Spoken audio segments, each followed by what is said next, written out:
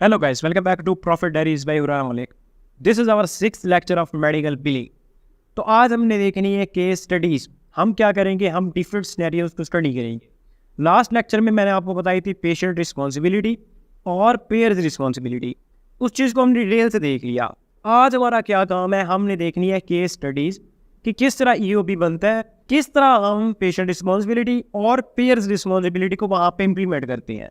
तो इस चीज़ को हम देखने के लिए मैंने कोई 7 से 8 जो है ना सिनेरियोज निकाले हैं, जिसमें आपको कोपे भी नज़र आएगा, को इंश्योरेंस भी नज़र आएगा और साथ में आपको डिटेक्टिबल्स भी नज़र आएंगे. इससे क्या होगा कि आपकी एक प्रैक्टिस हो जाएगी. आपने जितना भी पीछे पढ़ा है, जितनी भी आपने टर्म्स यूज़ की है, वो सब आपके एक बार रिवाइज हो जाएगी. तो आपको आइडिया हो जाएगा कि आप कितने पानी में हो. ठीक है, तो हम स्टार्ट करते हैं और इन सारी केस स्टडीज़ को देखते हैं. लेकिन उससे पहले मैं आपको एक चीज़ बता दूँ कि भाई देखो, रट्टा लगाने से बचो. मैं बार बार आपको एक चीज़ कह रहा हूँ कि रट्टा ना लगाओ, चीज़ों को समझो. इसी वजह से मैं आपको नोट्स प्रोवाइड नहीं कर रहा. अगर मैं नोट्स प्रोवाइड करूँ, आप क्या करोगे, आप उन चीज़ों को ना, उन लाइंस को बैठ के लिखोगे, याद करोगे, आपको वही चीज़ें याद रहेंगी, आपको रट्टा लगेगा, आपके कंसेप्ट क्लियर नहीं होंगे. मैं चाहता हूँ कि आपके कंसेप्ट क्लियर हों. इस वजह से मैं बार बार कह रहा हूँ कि यार अवॉइड करो रट्टे को और कंसेप्ट की तरफ आओ. मैं आपको बहुत इजी वे में समझा रहा हूँ. इससे ज़्यादा इजी वे में आपको समझा नहीं सकता. ठीक है, छोटी छोटी चीज़ों को समझो, उनके कंसेप्ट क्लियर करो और फिर उनको इम्प्लीमेंट करो. तो लास्ट लेक्चर में हमने जो देखा, आज हम उसकी केस स्टडीज़ देखेंगे, उनके सिनेरियोज देखेंगे और देखते हैं कि आपको उसमें कितनी समझ लगी. आप खुद का थोड़ा सा इवैल्यूएशन करो कि आप कहाँ पे स्टैंड कर रहे हो. ठीक है, मैं आपको समझाता हूँ. जैसे मैं आपके सामने एक केस स्टडी लाऊँ, आप वहाँ पे उसको पॉज कर दो. पॉज करके आप उसको खुद देखो कि आपको समझ लगता है. लेकिन मैं साथ ही आपको एक्सप्लेन कर दूंगा, वो एक अलग बात है. लेकिन मैं चाहता हूँ कि जैसे ही आपके सामने एक केस आए, आप उसको पॉज करो, पहले खुद से उसको देखो, आपको समझ लगती है नहीं लगती है. अगर तो आपको समझ लग रही है, इसका मतलब आपकी इवैल्यूएशन अच्छी हो रही है, आप अच्छे से पढ़ रहे हो, आपके कंसेप्ट क्लियर हो रहे हैं. अगर आपको वैसी समझ नहीं आ रही जैसा मैं अब एक्सप्लेन करूंगा, तो इसका मतलब कहीं पे आप थोड़ा सा पीछे हो, कहीं पे आप कुछ चीज़ स्किप कर रहे हो. उस चीज़ को आप अच्छा करो. तो अभी हम स्क्रीन पे चलते हैं, हम बारी बारी सारे केस स्टडीज़ को देखते हैं, सारे सिनेरियोज़ को देखते हैं और मैं आपको बारी बारी हर चीज़ समझाता हूँ. तो गाइस अभी हम देखेंगे कुछ केसेस जिसमें डिफरेंट सिनेरियोज होंगे. तो हम सिंपल सिनेरियो से शुरू करेंगे और फिर कम्प्लेक्स सिनेरियोज की तरफ जाएंगे. तो सबसे पहले मैं देख रहा हूँ एग्जांपल नंबर 1, जो कि बहुत ही सिंपल है. तो इसको हम सॉल्व करते हैं, देखते हैं इसमें क्या क्या चीज़ें हैं. तो सबसे पहले यहाँ पे आती है बिल्ड अमाउंट. बिल्ड अमाउंट वो होती है जो आपका डॉक्टर आपको अमाउंट बना के देता है, टोटल करके देता है. तो वो हमारे पास है $300. उसके बाद आता है एडजस्टमेंट. अच्छा, एडजस्टमेंट जो है ना, डिस्काउंट होता है. जो आपका डॉक्टर या फिर आपका हॉस्पिटल आपको डिस्काउंट देता है, वो एडजस्टमेंट में आता है. तो $144 आपको मिला है यहाँ पे डिस्काउंट. तो हम क्या करेंगे, 300 में से $144 निकाल देंगे क्योंकि ये हमें डिस्काउंट मिला है. उसके बाद जो हमारे पास अमाउंट बचेगी वो होगी अलाउड अमाउंट, जो कि हमारे पास बची है $156. जब आप 300 में से 144 निकाल देंगे तो पीछे रहेगा $156, जो कि अलाउड अमाउंट है, जो कि पे करनी है पेशेंट और इंश्योरेंस ने मिलके. उसके बाद बात आती है कोपे की. कोपे क्या होता है कि हर विजिट पे जो पेशेंट पे करता है हॉस्पिटल या फिर अपने डॉक्टर के पास. तो कोपे यहाँ पे हमारा आ रहा है $40. अब कोपे हमारा आ जाता है पेशेंट रिस्पॉन्सिबिलिटी के अंदर. तो हम क्या करेंगे, जो हमारी अलाउड अमाउंट है $156, उसमें से हम $40 निकाल देंगे क्योंकि $40 जो है ना पेशेंट की रिस्पॉन्सिबिलिटी है, उस पेशेंट ने अपनी जेब से देने हैं. तो पीछे जो अमाउंट रह जाएगी हम उसे कहेंगे इंश्योरेंस रीइम्बर्समेंट या पेयर्स रिस्पॉन्सिबिलिटी, जो कि है $116. तो ये सिनेरियो 1 हो गया, जो कि बहुत ही सिंपल था. अब हम चलते हैं अपने दूसरे सिनेरियो की तरफ. तो यहाँ पे एग्जांपल नंबर 2 है. यहाँ पे आपको बिल्ड अमाउंट जो शो हो रही है वो शो हो रही है $900. ठीक है, उसके बाद यहाँ पे आती है एडजस्टमेंट. एडजस्टमेंट आपको शो हो रही है $140. तो आप क्या करोगे, आप बिल्ड अमाउंट में से एडजस्टमेंट को माइनस कर दोगे. तो पीछे रह जाएगा $760, जो कि अलाउड अमाउंट है. 900 में से हमने $140 निकाल दिया, तो पीछे रह गया $760, जो कि अलाउड अमाउंट होगी. अब अलाउड अमाउंट को हम डिवाइड करते हैं पेशेंट और फिर पेयर पे. तो देखते हैं क्या हिसाब बनता है. तो यहाँ पे हमारे पास जो को इंश्योरेंस है वो 70-30 है. 70-30 का मतलब 70% इंश्योरेंस ने देना है और 30% हमारे पेशेंट ने देना है. तो अभी हम देखते हैं कि 70% कितना बनेगा और 30% कितना बनेगा, यानी कि पेशेंट रिस्पॉन्सिबिलिटी कितनी बनेगी और पेयर्स रिस्पॉन्सिबिलिटी कितनी बनेगी. तो यहाँ पे हम पहले बात करते हैं पेशेंट रिस्पॉन्सिबिलिटी की. $760 जो कि हमारी अलाउड अमाउंट है, इसको रखेंगे हम यहाँ पे और इसको मल्टीप्लाई करेंगे 30% से। आप कैलकुलेटर पे क्या करेंगे, $760 जो कि अलाउड अमाउंट है उसको मल्टीप्लाई करना है 30% से। तो आपके पास जो भी आंसर आएगा वो आपकी क्या होगी, पेशेंट रिस्पॉन्सिबिलिटी होगी, यानी कि वो फिर पेशेंट ने पे करना है, क्योंकि उसकी जो को इंश्योरेंस है वो 30% मिलाई कर रही है, उसको 30% खुद जेब से देना पड़ेगा। तो 760 का जो 30% बन रहा है वो $228 बन रहा है। उसके बाद बात करते हैं इंश्योरेंस रीइंबर्समेंट, यानी कि पेयर्स रिस्पॉन्सिबिलिटी क्या होगी। तो हम अलाउड अमाउंट को मल्टीप्लाई कर देंगे 70% से, क्योंकि 70% को इंश्योरेंस में क्या लिखा हुआ है कि 70% हमारी इंश्योरेंस पे करेगी। तो $760 को हम मल्टीप्लाई करेंगे 70% से, जो कि हमारा बनेगा $532। तो इन दोनों को अगर जमा करें तो हमारे पास अलाउड अमाउंट जो है ना $760 बन जाती है। तो यहाँ पे ये को इंश्योरेंस का सारा काम क्लियर हो गया। लास्ट एग्जांपल में हमने देखा को पे क्या होता है, उसकी एग्जांपल देखी, और यहाँ पे को इंश्योरेंस से रिलेटेड एग्जांपल हो गई। अब हम चलते हैं अपनी नेक्स्ट एग्जांपल की तरफ। तो ये हमारा थर्ड सिनेरियो है जिसमें बिल्ड अमाउंट हमारे पास है $590 और एडजस्टमेंट जो है वो है $260। अब हम 590 में से 260 निकालेंगे तो हमारे पास पीछे रह जाएगा $330 जो कि अलाउड अमाउंट है। अब हम अलाउड अमाउंट को देखते हैं कि इसमें से कितना पेशेंट पे करेगा और कितना इंश्योरेंस पे करेगी। तो यहाँ पे आपका जो डिडक्टिबल आ रहा है वो आ रहा है $1500 और $0 मेट है, यानी कि डिडक्टिबल वो अमाउंट होती है जो कि एनुअली पे करनी होती है, उसके बाद जाके इंश्योरेंस स्टार्ट होती है। तो डिडक्टिबल टोटल जो है वो $1500 है और उसमें से पेशेंट ने 0 दिया हुआ है।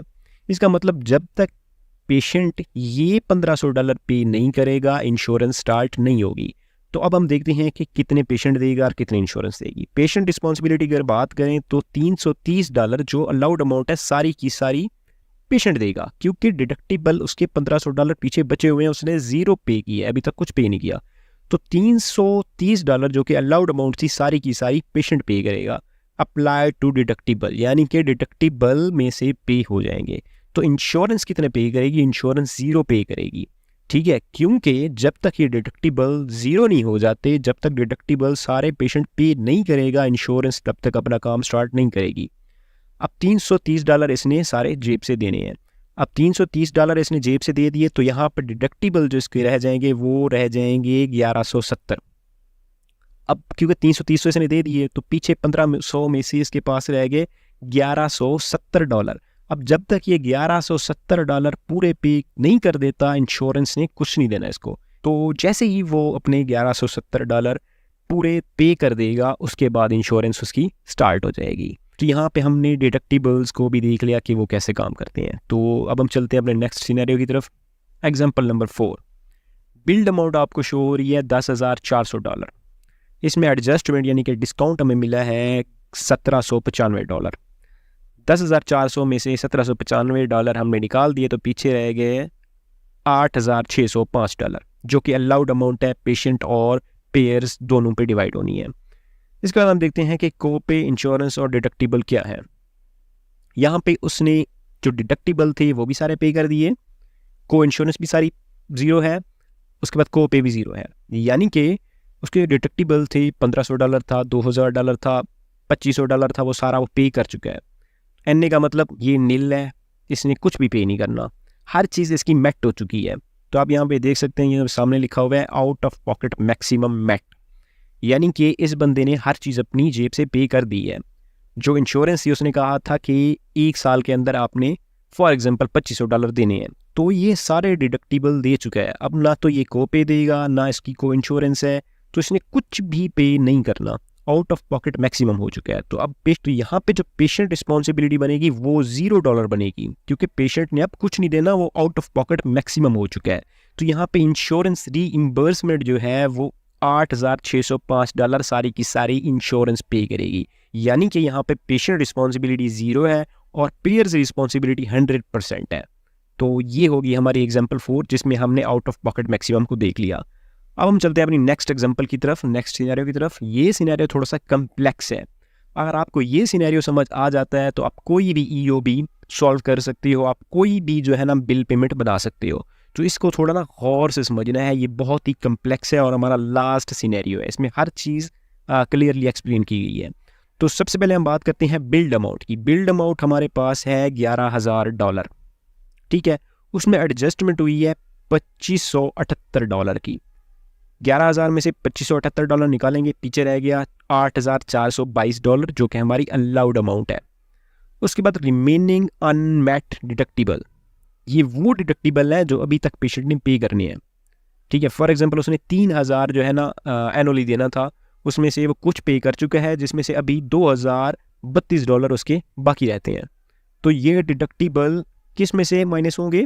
अलाउड अमाउंट में, क्योंकि ये उस पेशेंट ने पे करनी है। तो हम क्या करेंगे, $8,422 में से $2,032 माइनस कर लेंगे। जब ये हम माइनस करेंगे तो उसके बाद हमारे पास कितने रह जाएंगे? $6,390। ठीक है, अब हम चलते हैं अगली बात की तरफ।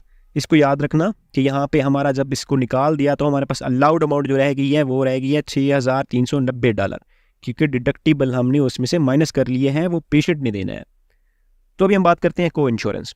तो को इंश्योरेंस जो है वो है 60-40, यानी कि 60% जो है वो देना है इंश्योरेंस ने और 40% देना है पेशेंट ने। तो अब हम देखते हैं पेशेंट रिस्पॉन्सिबिलिटी क्या बनेगी और इंश्योरेंस रीइंबर्समेंट क्या बनेगी। अब यहाँ पे दो चीज़ें अप्लाई हो रही हैं, एक तो डिडक्टिबल्स अप्लाई हो रहे हैं, दूसरा को इंश्योरेंस अप्लाई हो रही है। तो अगर हम पहले को इंश्योरेंस की बात करें तो आपको मैंने कहा था कि अलाउड अमाउंट बाकी कितनी रह गई है? $6,390। $6,390 को हम करेंगे 40% से मल्टीप्लाई। जैसे हमने $6,390 को 40% से मल्टीप्लाई किया तो यहाँ पे हमारे पास आंसर आया 2,556। ठीक है, ये पेशेंट ने पे करना है को इंश्योरेंस के थ्रू, और उसके जो डिडक्टिबल्स रहते थे वो रहते थे 2,032। तो हम अब क्या करेंगे, हम डिडक्टिबल को और यहाँ पे जो को इंश्योरेंस है इस दोनों को हम प्लस कर देंगे, ऐड कर देंगे। तो हमारे पास टोटल अमाउंट बनेगी $4,588, क्योंकि यहाँ पे उसके डिडक्टिबल्स भी रहते थे और यहाँ पे उसकी को इंश्योरेंस भी बन रही थी। तो दोनों को जब हम ऐड करेंगे तो हमारे पास बनेगा $4,588। अब हम बात करते हैं इंश्योरेंस रीइंबर्समेंट, यानी पेयर्स रिस्पॉन्सिबिलिटी क्या होगी। तो यहाँ पे कितना बचा था अलाउड अमाउंट आफ्टर डिडक्टिबल? वो बचा था $6,390।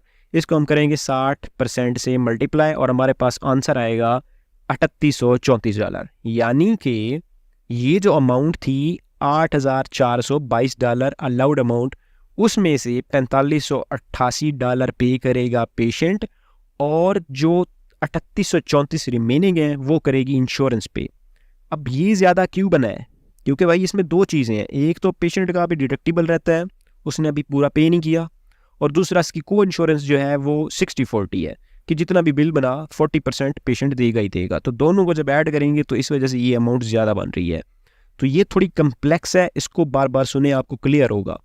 आपने एक चीज़ का ध्यान रखना है कि जब डिडक्टिबल आ जाए तो उसको अलाउड अमाउंट में से माइनस कर देना है, उसके बाद आपने को इंश्योरेंस की तरफ आना है। जैसे मैंने यहाँ पे किया कि हम अलाउड अमाउंट थी $8,422, डिडक्टिबल हमारे पास थे 2,032, तो मैंने इसको इसमें से माइनस कर दिया और बाकी अमाउंट बची 6,390। उसका फिर 40% निकाला और उसका फिर 60% निकाला।